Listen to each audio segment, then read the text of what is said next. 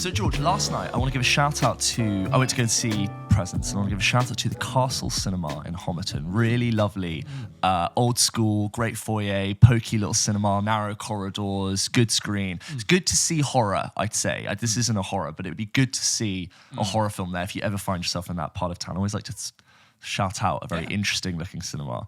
And I really enjoyed that. So I went to go and see Presents, which is directed by Steven Soderbergh, who, as I said in the opening, has also got another film coming out, which I feel like is from the other wing of Soderbergh's career, which is Black Bag, which I haven't seen a trailer for, but it looks like sort of espionage-y and it's more similar to the Ocean Soderbergh with Fassbender and Cate Blanchett. But, Soderbergh's also done Contagion and Erin Brockovich and Sex, Lies and Videotape, Logan Lucky, a very varied career. Yeah. Do you remember the film Unsane? Yeah, we saw that with together. Claire Foy, which we saw at a press screening years ago when I used to, 2018 or 2017 when I used to work in television.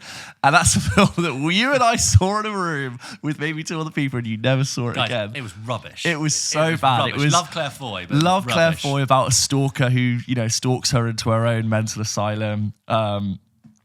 And so we've got Presents, which I think has a really interesting premise. So this film is, we open as the perspective of the camera. It's almost like, imagine we've put, I'm sure it is more hi-fi than this, but they put the camera on a stick and it floats through this empty house. And we sort of get the feeling that we are, as audience members, viewing this entire film through the perspective of a ghost that floats through a house. And this is the Present. And we have a character, a real estate agent played by Julia Fox, who is doing a showing of this empty house in a very aspirational part of town near all the good schools, to this very anxiety, sort of like that house buying anxiety, parents with the mother who, they know how good it is and they're showing them around, this is perfect, we should buy it. And what we realize about the film is that this isn't a spoiler, is that someone relating to this family, close to this family, has died. And this Presence does not know who they are or why they're here, but they are nonetheless trying to figure something out with this family about what has happened or what maybe is about to happen. Right. And we as the audience are almost like this ghost, trying to understand this family through a slice of life, who the dynamics are, who we are. Okay.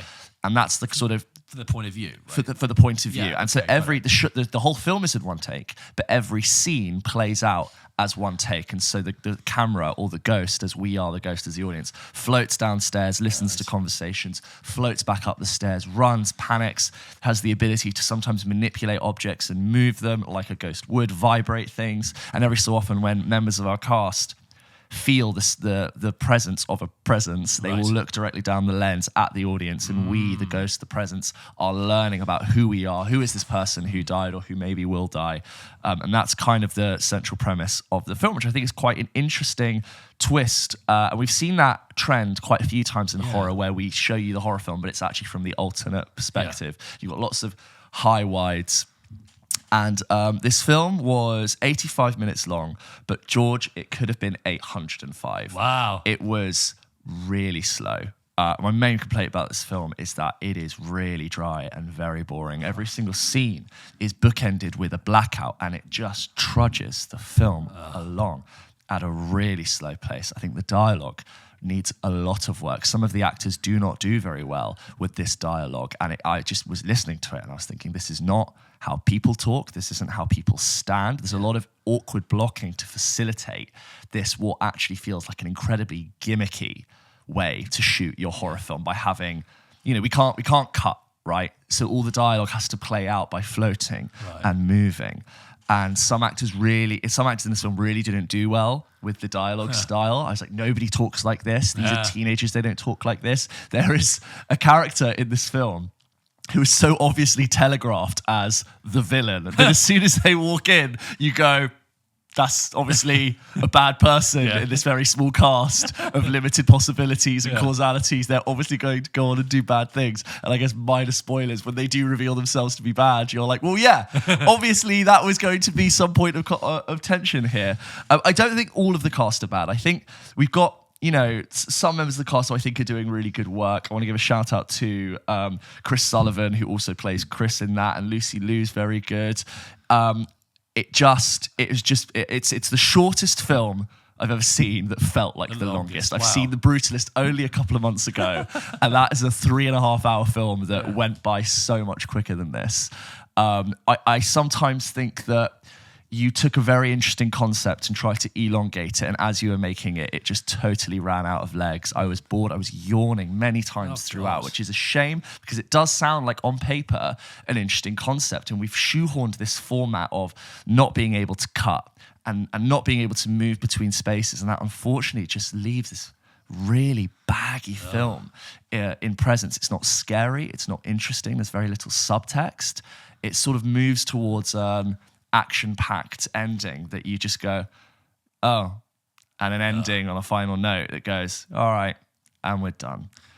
So much more disappointing than I thought, really. Do you think Soderbergh can get away with doing this stuff because he just does it really cheaply? Do you remember when I talked about Anyone But You? Right. And I talked about how it really looked like the filmmakers rented an Airbnb and stayed at it at the same time and thought, we'll make a film here. This is very much that. So the camera never leaves the house. We can look out the window.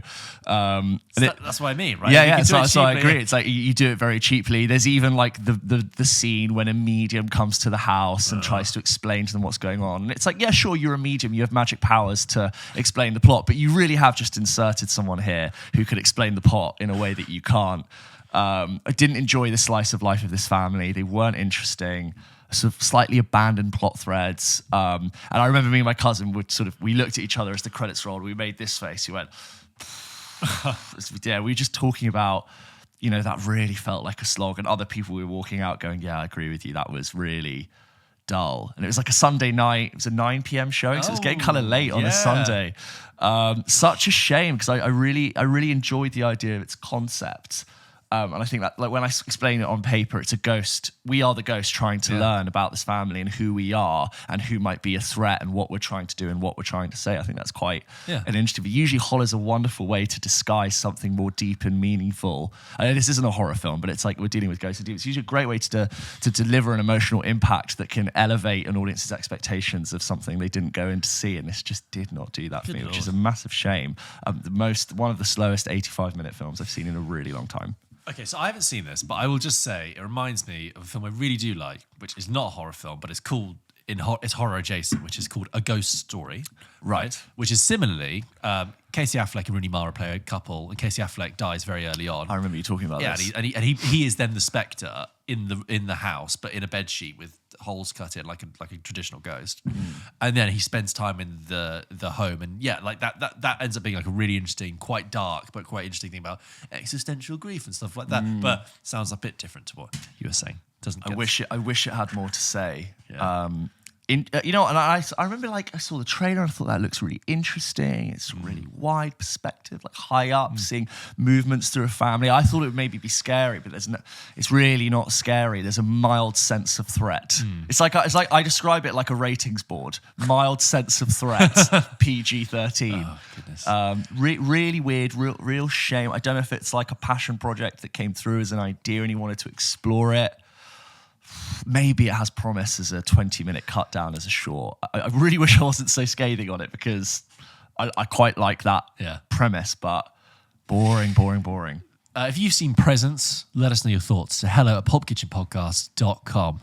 I also think the idea of bookending each one-take scene with a blackout of 3 seconds grinds pace to a halt. Goodness, yeah. When you already have a film that can't cut to close up and, the shots will reveal, they are artistic in how they express and show and reveal stuff. When you can't do that and you're just floating and static and moving left to right without any dynamism, and then you cut to black, it's like, we're going to do that 20 times. And then I was yawning. Instead of being on a fast train, you're at a train that stops every 5 minutes. I'd love to, if people have different thoughts, if they got something out of it that I didn't get, or if I missed something, I'd love to hear. Please write in to hello@pulpkitchenpodcast.com or read out your correspondence on the show.